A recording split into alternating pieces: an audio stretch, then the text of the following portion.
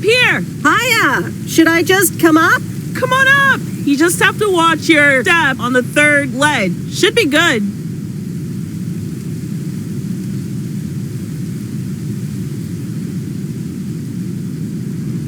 I have to what? On the what now? It's fine. Cross my heart and hope to die. Scout's honor.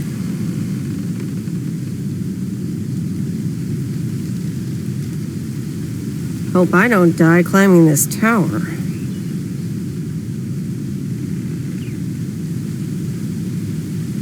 Hi there. Good to see you.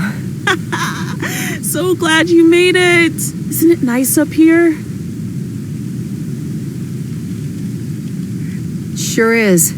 Oh, that view gets me every time. Sounds like you're starting to remember what's great about P.O. Those times we took some pie up from the diner after school and sat here talking about whatever we felt like. Oh, yeah. How about that afternoon I snuck in some beers from Uncle Stan, and they were really disgusting, and you puked all over the rail? In fact, wasn't it kind of where you're standing right now? Oh my gosh, it totally was.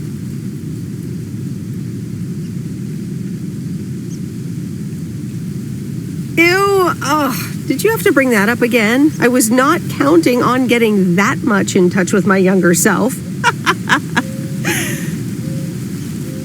I'm glad you're back. I kind of missed having you around. I feel the same way. So, what's life been like for you since you left?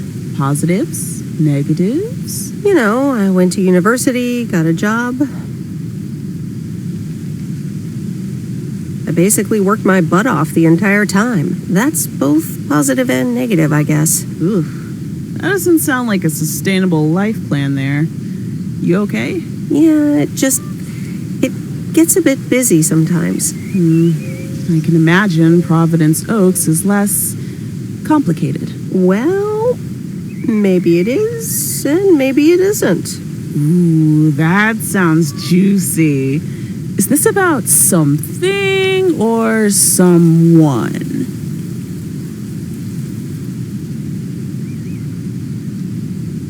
That's for me to know and me to find out.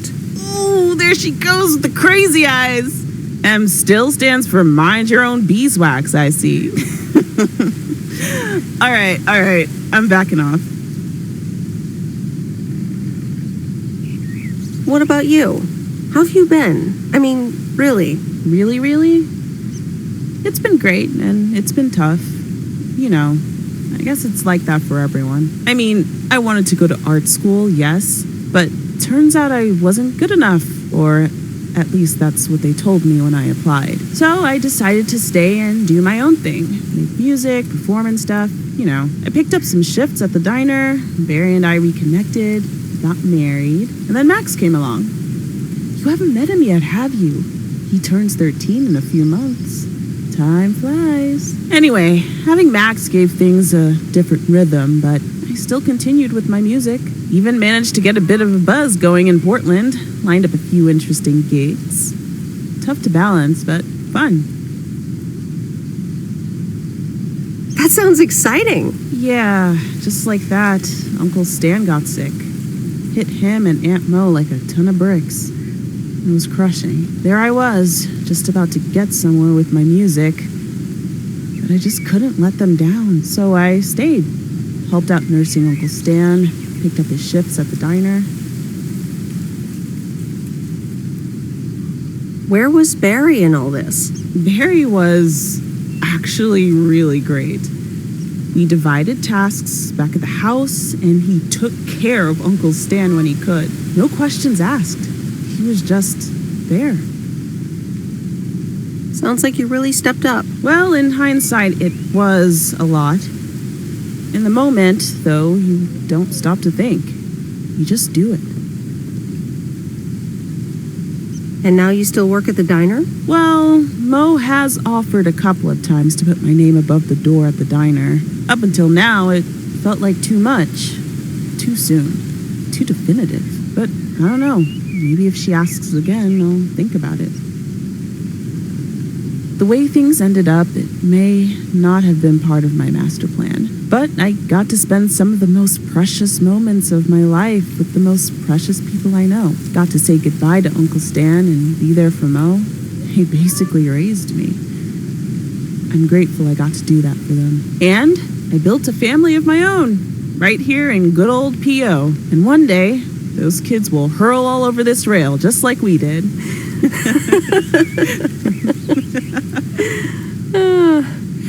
So, yeah, it's been tough.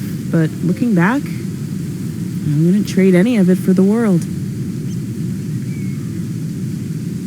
I'm so sorry I wasn't there. I don't want you to feel sorry. We all have our own lives to live, right? I mean, I guess you could have done more to keep in touch. You were really kind of a turd in that respect, I have to tell you. But that's life, right? It's in the past.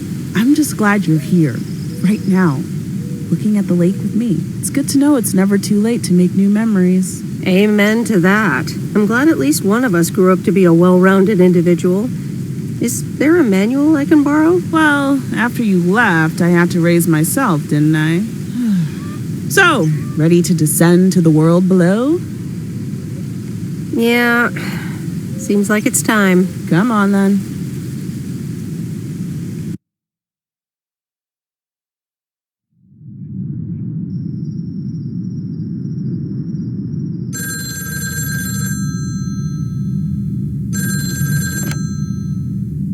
Hello?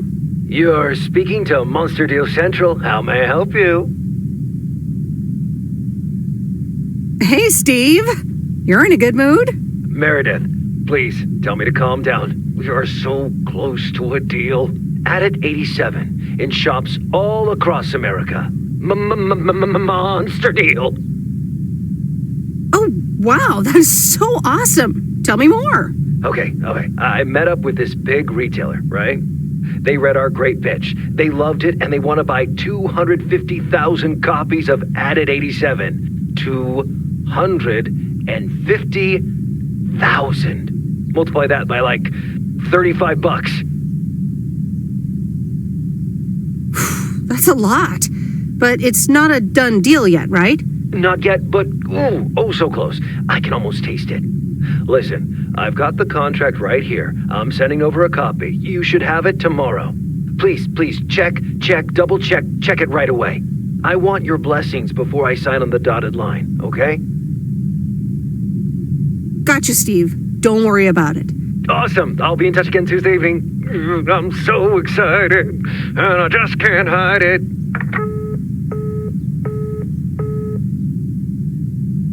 The Countess and the Carpenter. Chapter 2. Cecilia hated old Mr. Nabenshoe's table manners. The way he slurped rhubarb into his digestive system was quite the dampener on Cecilia's appetite. She wanted to get out of here and drink and dance with the common folk. Every night, she heard their merry noises travel through her bedroom window, the sounds of real life.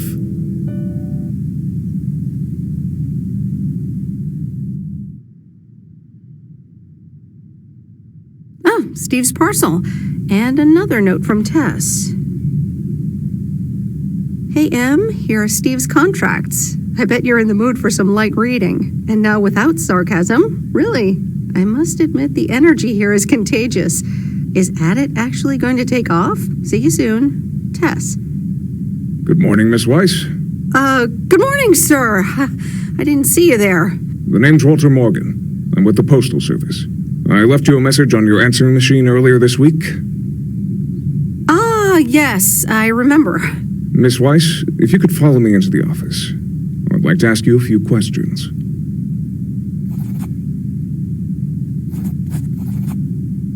Are you familiar with the Postal Service policies? To be honest, no. It says in Chapter 11, Section 3, first paragraph, and I'll paraphrase, it is forbidden to use Postal Service property for personal gain. Yes, very bad. Not good. Not good at all. Miss Weiss, I'm aware that you've only just begun working here, but I trust that you do not take the responsibilities of a postal worker lightly. No, of course. Yes, sir. The Postal Service puts its employees under the highest level of scrutiny. I advise you to answer the following 3 questions truthfully. A yes or no will suffice. Do you know Frank Coleman? Yes? Have you ever given him envelopes or received envelopes from him that weren't postmarked? Yes. Are you aware that Frank Coleman wagers bets on baseball games? No. That will be all. Thank you for your cooperation. You're welcome.